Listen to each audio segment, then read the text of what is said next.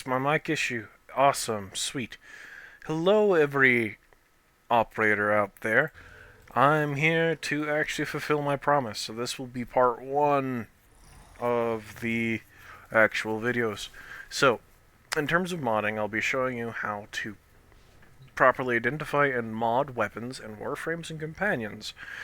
We'll start with your warframe. Very integral and honestly very important. So I had gone through and actually recollected some of the things that it can.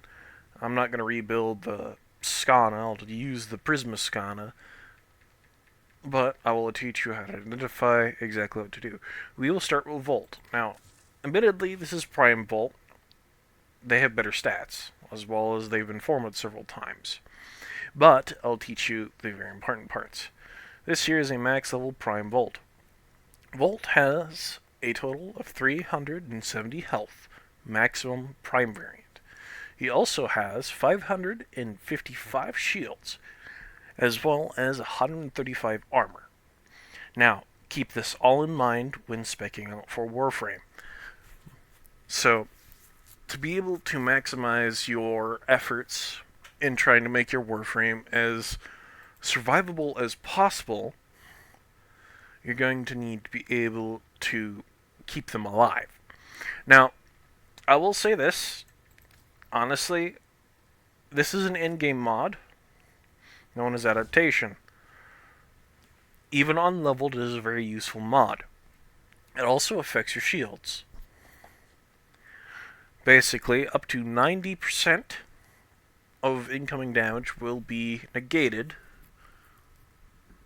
much like how the later on enemies known as the Sentients do, but with a more of the fact that it's not permanent. Anytime some enemy doesn't manage to hit you for a certain damage type, it will not occur. Now, using base mods, you can actually utilize something like Redirection, which is a shield mod. This is a flawed shield mod, but significantly, this will increase the 555 to 694. Not really bad at all. Another thing you could go searching for, well, you will eventually get, will be the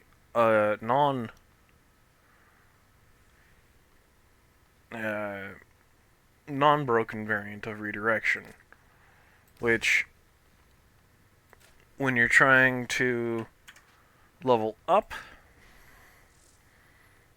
your mod with Redirection, this here is known as dissolving. You don't want to do that with most of your mods, not until you have a good thick library. What you want to do is fusion. Now, by upgrading this, you'll actually see that the number will go up. Originally, its worth was 9%. Now, going up slowly, this will consume credits and endo. And the higher you go, the more expensive it goes. I'd highly advise that you pick and choose which mods that you want to upgrade slowly over time. So this here is Redirection at 100%, but early game, the highest I think you'll be able to get is 82, so I will stick with the appropriateness of that.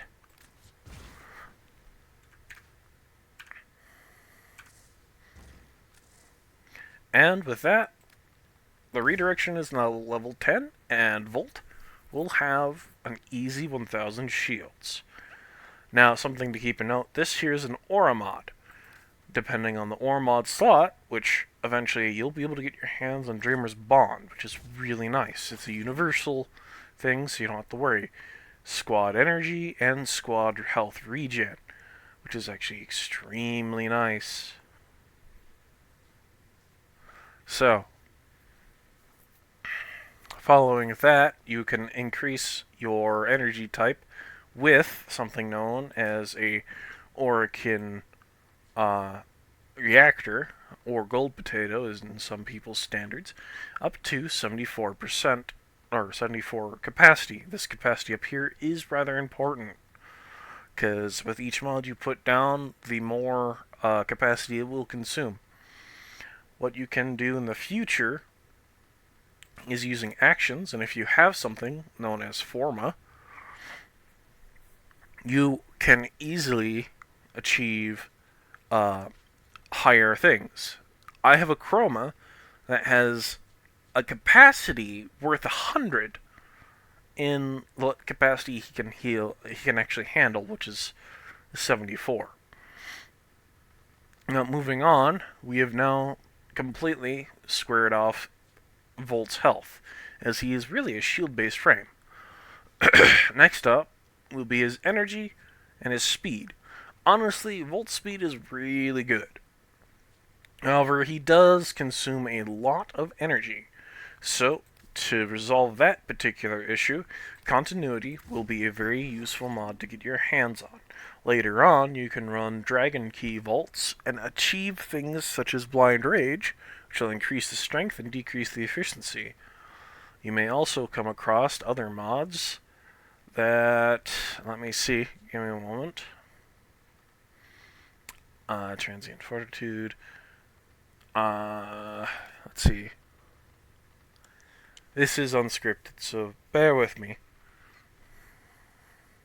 So, Narrow-Minded. You can get this one. It'll reduce the range that you have, but increase the duration. Unfortunately, Volt honestly does need both range and duration because of how his powers work. Keep in mind that Volt himself has a really nice passive that stacks up to 1,000, and with one hit can do up 1,000 damage to a lot of enemies. That's excluding their damage resistance. Now we have continuity that increases the duration. This will be very important for his second power, his fourth power, and his third power. Not so much his first, as it's more damage based. Some warframes will actually have a long duration ability, and I will show those abilities off at a different point in time. Right now we're focusing on Volt.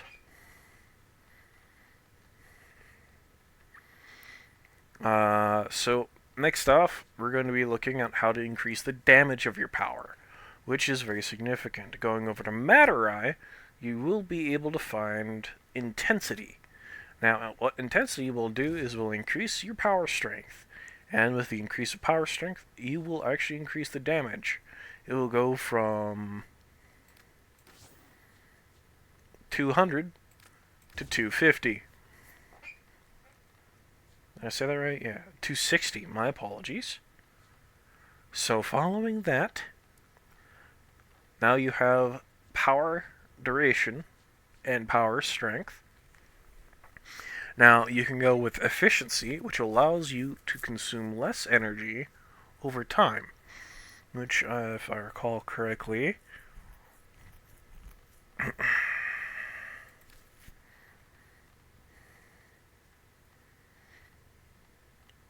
I think it is a Narrowmon mod that you will be able to achieve this. Let's see.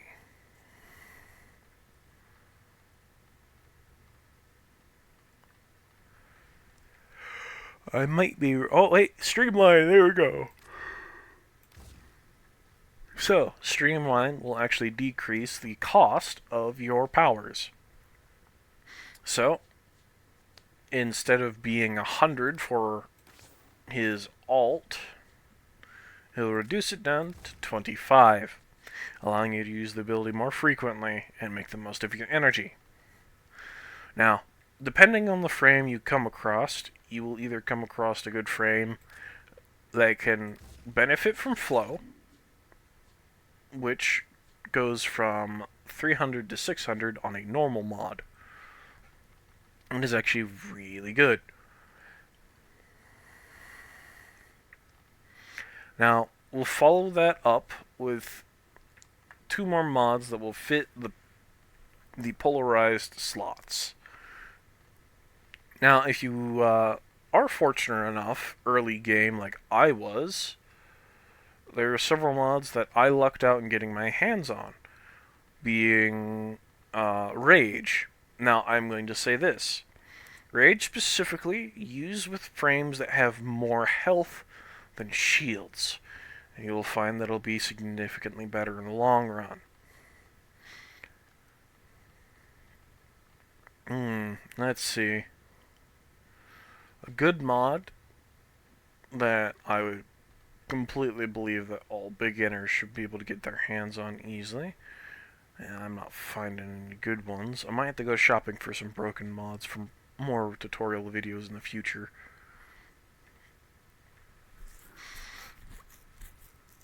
So we will go over to the health section and see what we can change here.